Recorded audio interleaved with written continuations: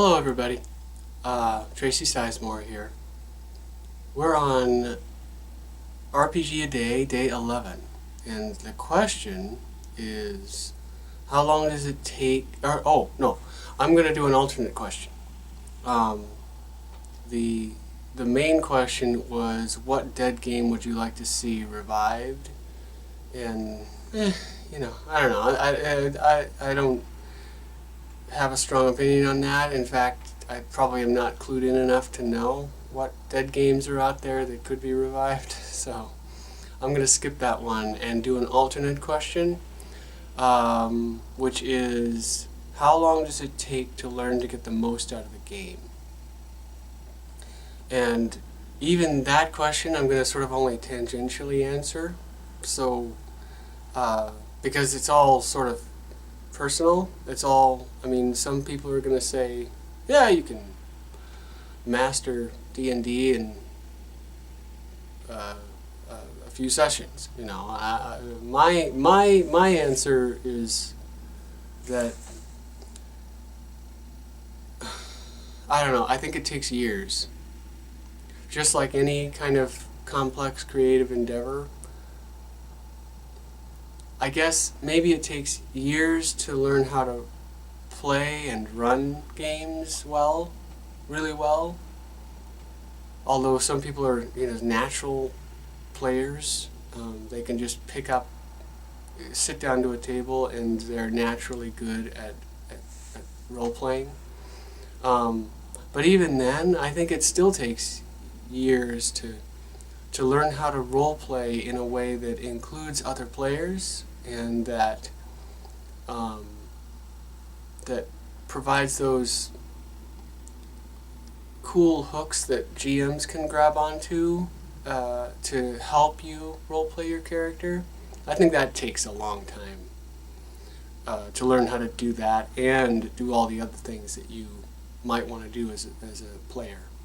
And as a GM, it definitely, for me, I think it takes years to master being a GM. Because there are so many skills, a cross-section of things you need to know and experiences you need to have had in order to really fully embrace and understand how to run a game and how to tell a story in a way that includes players and allows players to influence the story. And if you're interested in this, to have a direction to that story. Some players, some GMs,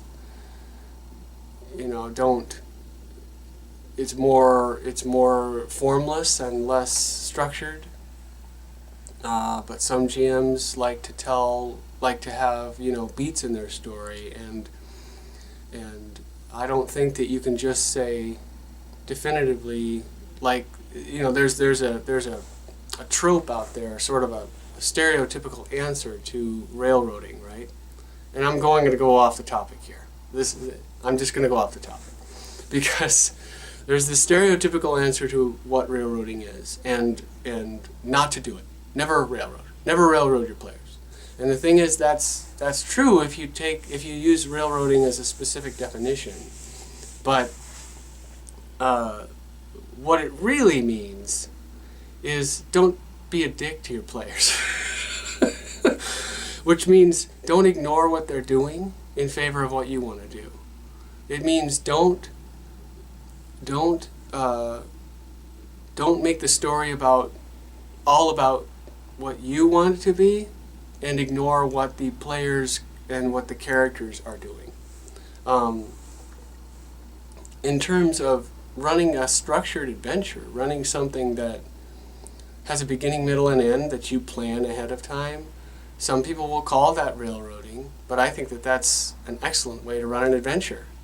And what the difference is how well you adapt what the players do and allow them to change your adventure based on what they do, or allow them to solve it in their own way. There's a lot of ways to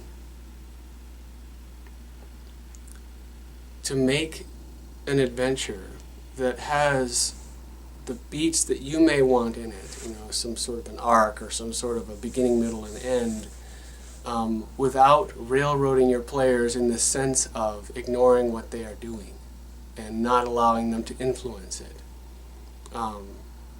And I think that that's an overused term, and I think there's a simpler way of saying it.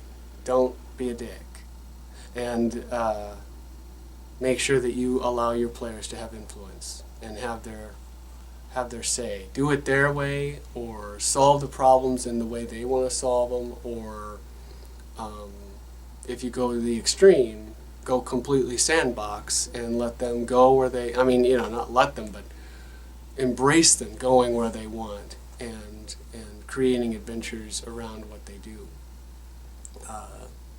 So I don't know. I don't know. I sort of digress from the topic, but I guess my point is that it takes a while to learn how to do that, and when you introduce different systems into that, it can take a while to learn how to do that with those systems. So the way to run a game in D&D is different than how you would run a game in Fate. It's just different, and that has nothing to do with the generic skills of how you run a game and how you GM a group of players through a story. It has to do with how the game interprets that action, that experience, through its rules and through its setting and through the things that it does that make it that unique game. That can take years to figure out. So I've been GMing Fate for like 4 years, and I still don't use all that Fate offers. There's some things I actively don't use, like its improvisational setting building or collaborative setting building. That I don't. An adventure, that collaborative sense of adventure building, like the come up collectively with the complication that everybody's trying to solve. I don't do that in Fate. You can, it's in there, and it's pretty cool, but I don't do that. I end up creating an adventure that with a setting that I bring, and so I do it more traditionally. I say, here's the structure of the adventure, and where Fate comes into it is how you interact with the players in going through that adventure. Fate is very collaborative, very, very player agency oriented, and so you have to be open to allowing the players to come up with their own solutions and create truths in that setting that you may not have thought of, and that's how Fate works. If you're not doing that, if you're not allowing the players to sort of influence the setting in that way, you're not really playing Fate. So, but say a system like Savage Worlds does that differently. That is a more traditional type of, okay, you have skills, you roll them, and it has its own sort of interpretation of how you run a game. And there are lots of little bits that make it different, And I think just like trying to write a novel or trying to write a good song or all these things that are creative endeavors, it takes a long time to master it. And you may never master it. But I think my answer to the how long does it take to get the most out of a game is years. Unless you're super seasoned and have done it for many games for many years, it can take years. Anyway, so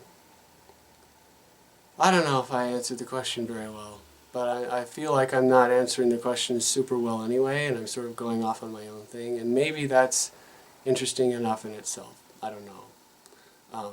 But anyway, that's it for the day, so I will talk to you tomorrow.